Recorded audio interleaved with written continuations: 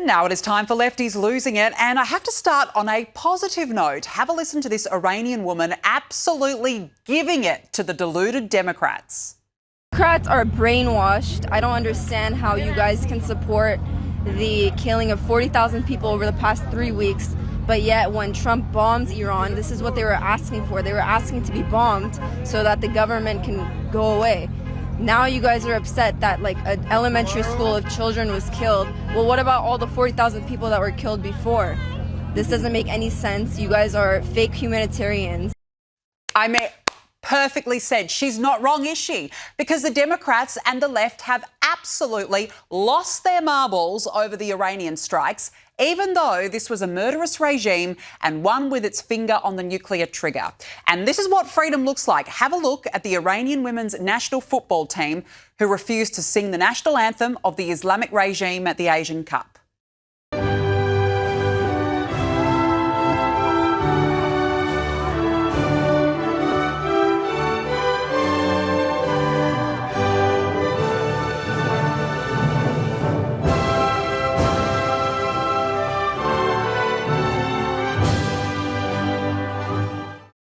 This is courage, this is bravery, and the hope for freedom is now in song.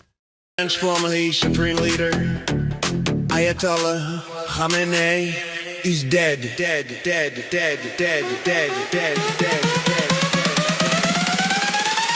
Ayatollah Khamenei is dead.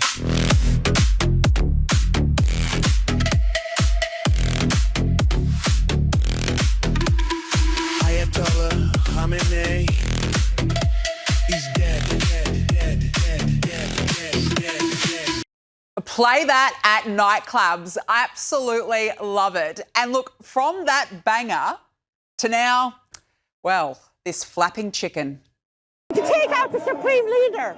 It doesn't matter what I think of Iran. It's up to the Iranian people. It's not up to the United States and the European Union and everybody else to tell a sovereign country how they should run their country. And they were not threatening anybody. Seriously, shut up, you hysterical imbecile. I mean, the left are seriously so dumb, deranged and delusional.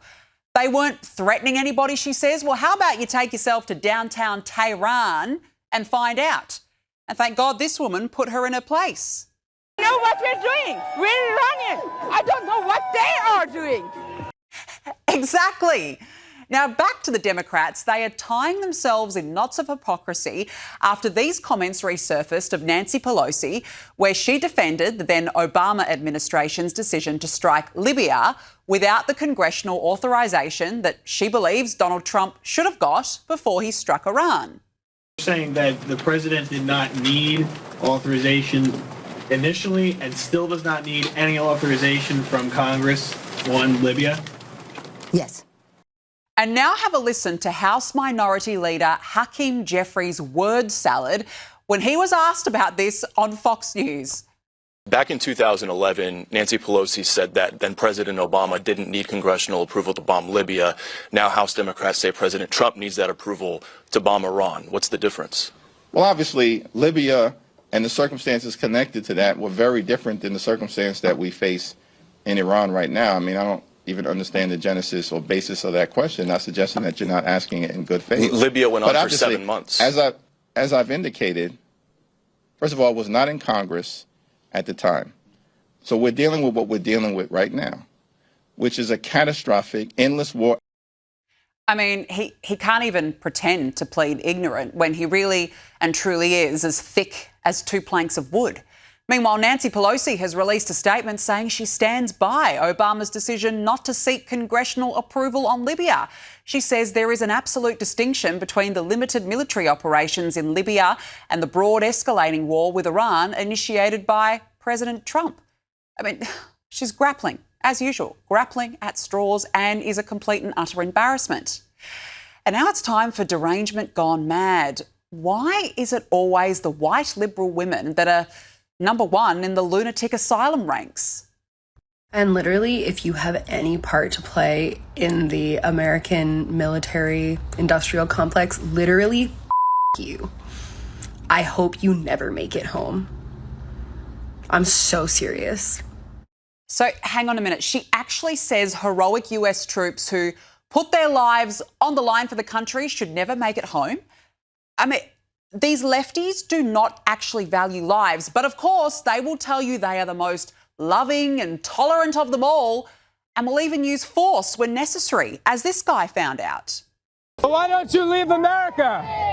Why don't you leave? You hate this imperialist country. Why don't you leave? When Iranian women were raped and murdered by their government, none of you said shit. You're fake activists. Why don't you speak about the 50,000 Iranians who were killed? And I want to call out the fact that you pretend, oh, don't touch me. Meanwhile, you're all preventing me from moving where I want to go. And I'm going to go. That's okay. You can't false imprison me, you fucking fake terrorist cosplaying children. I mean, they're absolutely crazy, aren't they? And let's be honest, none of those cosplaying children would even have jobs. They just hop from one protest to another so that they can feel so much better about themselves. And speaking of white liberals, never underestimate their stupidity. Saudi Arabia said to Trump a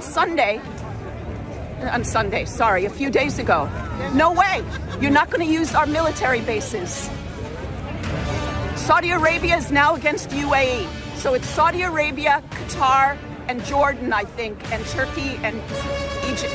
I'm confused of all, but there's the Saudi Arabia, Jordan, Qatar said, America, if you want to bomb Iran, you're not going to use our bases. That's it. Finished. Yep, she's got no idea. No idea, has she? And guess what? We're actually confused by you too, love. And speaking of confusion, CNN's Abby Phillip just got demolished on her own show. If bombs dropping on the nuclear program and destroying them last year didn't help move forward those objectives of deterring the regime, why do we think that suddenly this is going to do the same thing? Because the people who weren't deterred are now dead. I don't know how Scott Jennings does it. I don't know. Give the guy a medal for bravery for even taking part. Now, can someone please do a welfare check on Nick Fuentes?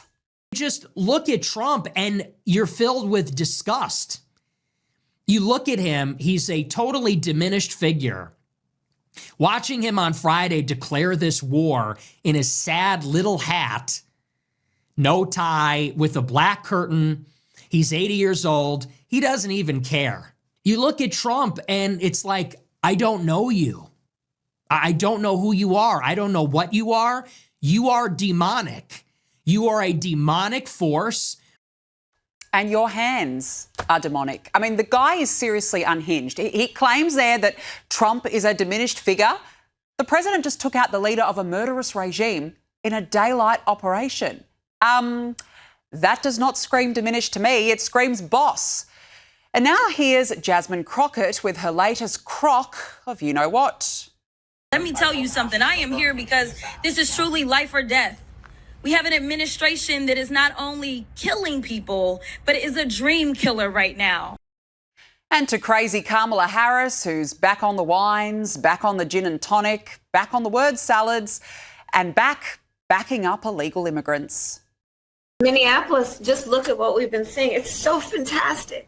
People coming out with their whistles, their smartphones and videotaping, and, you know, with perfect strangers and in aiding perfect strangers.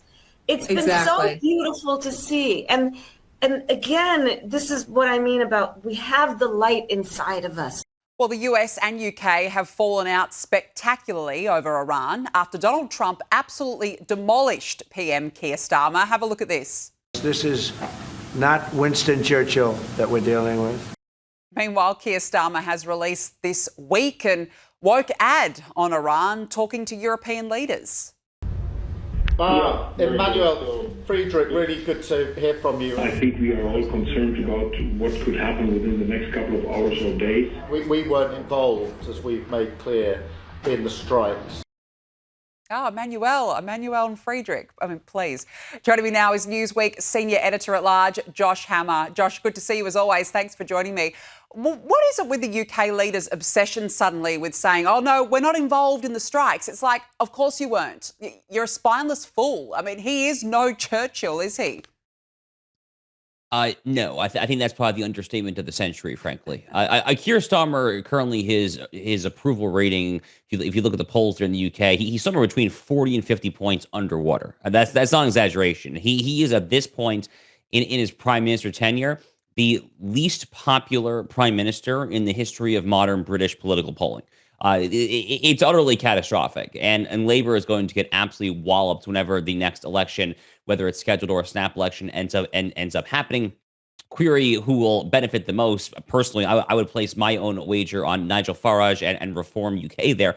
But no, the UK has been in declining power for a very, very long time. By the way, that makes me upset. I'm actually an Anglophile myself. I'm an American, obviously, but I think that the Western world, the civilized world in general, owes a huge debt of gratitude to the British for all that they gave us for centuries and centuries of the English common law and various modern conceptions of individual liberty and justice and equal protection. A lot of this really does come from the British tradition.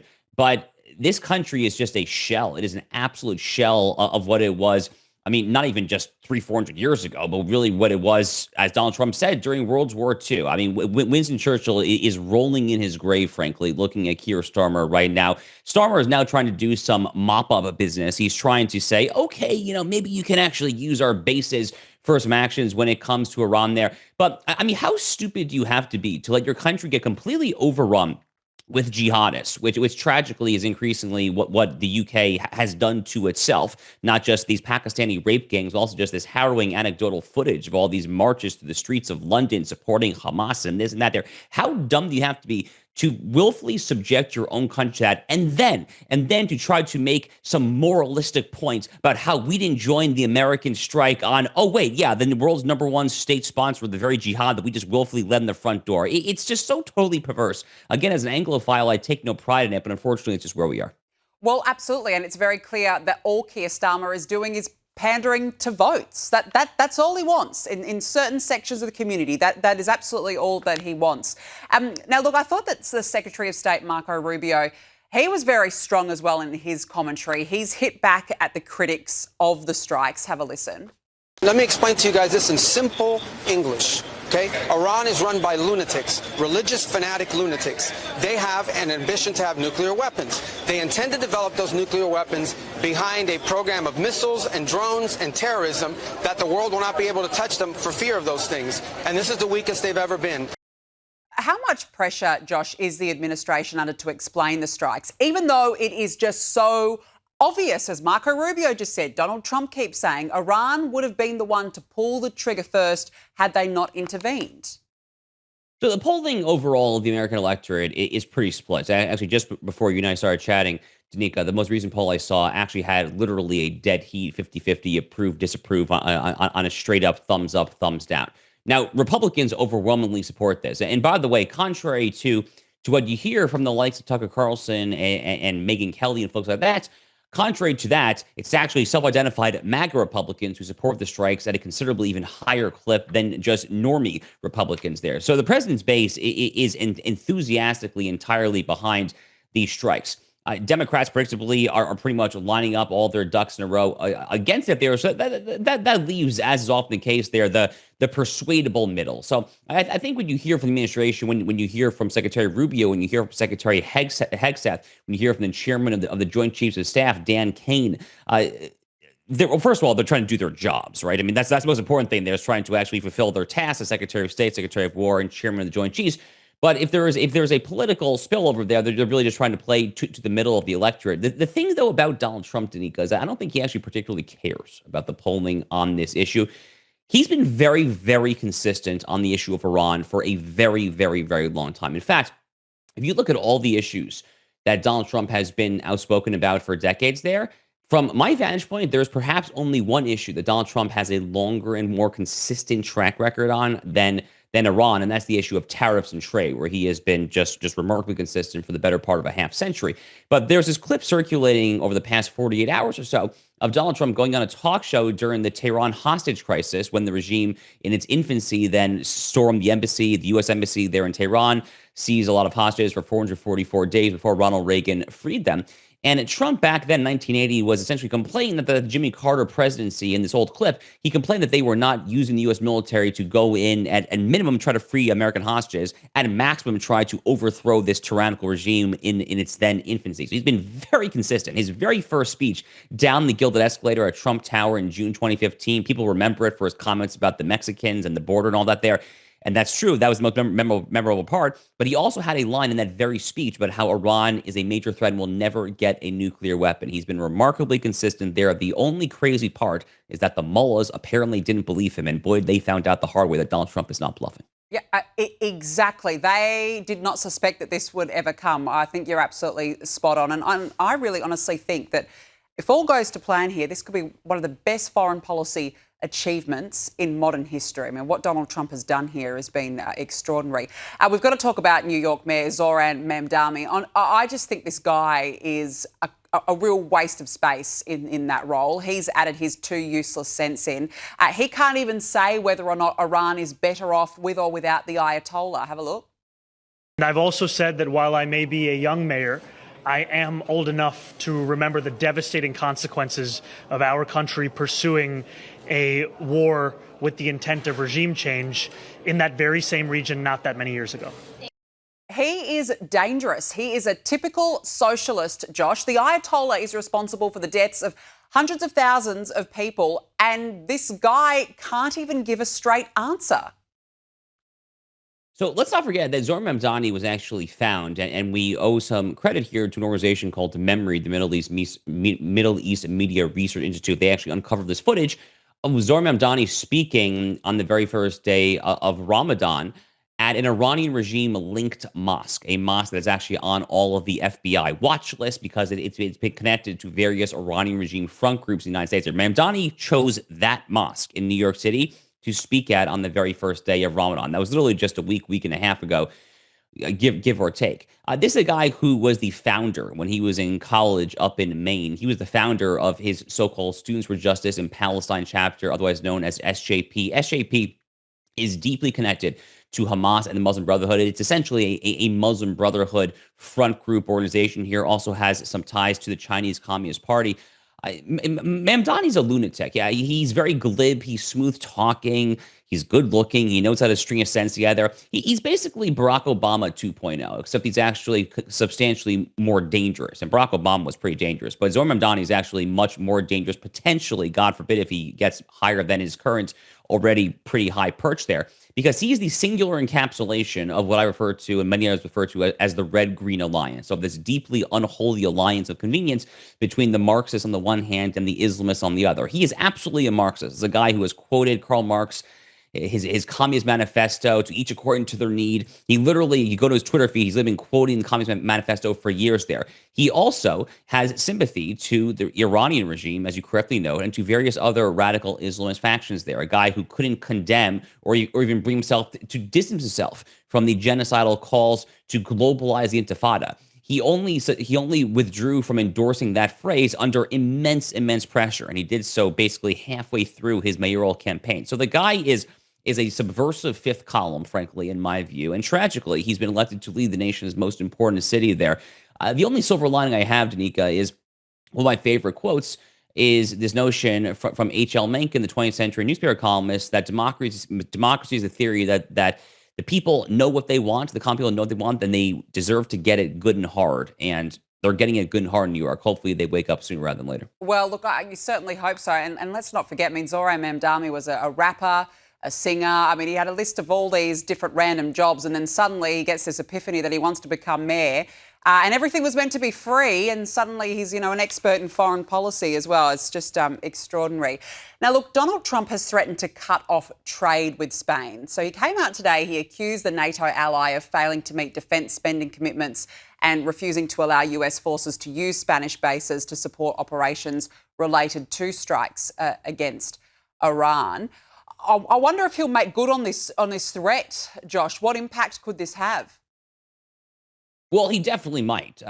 Look, this administration takes a fairly skeptical approach towards Western Europe. I think that's been pretty clear. We opened our conversation talking about Keir Starmer and Donald Trump's very harsh words for Keir Starmer. Trump's had very harsh words when it comes at times to Emmanuel Macron in France as well there.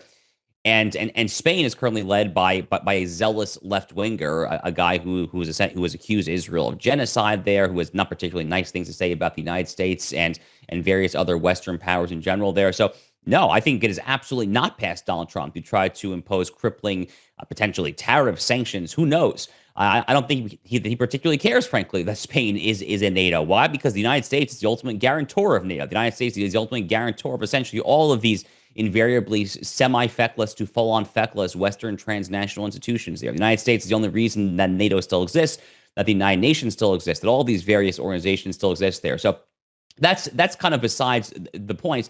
And, really, the administration's approach towards Europe, which we saw probably at its apex, we saw with these two Munich Security Conference speeches last year from the Vice President J.D. Vance, this year from Secretary of State Marco Rubio, where they both take a very skeptical approach towards Europe.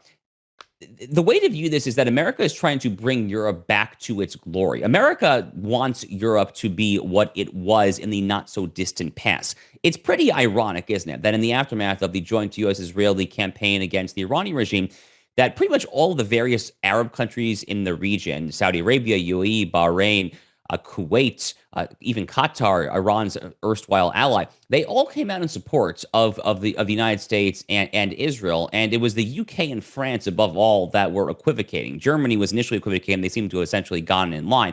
But that's a very strange state of affairs, isn't it? Right? Where there's this military campaign against this Muslim country, and the Muslim world is much more supportive than Western Europe. That's not the way it should be there. And I think that's ultimately really kind of deep down what's animating this standoff between the U.S. and Spain as well. Yeah, look, absolutely. And let's not forget, I mean, Donald Trump's pushed other countries as well to lift their defence spending. He was even pushing for Australia too. So, look, I'll be very interested to see what happens here. Josh Hammer, nice to catch up with you. Thanks very much for joining me on the show.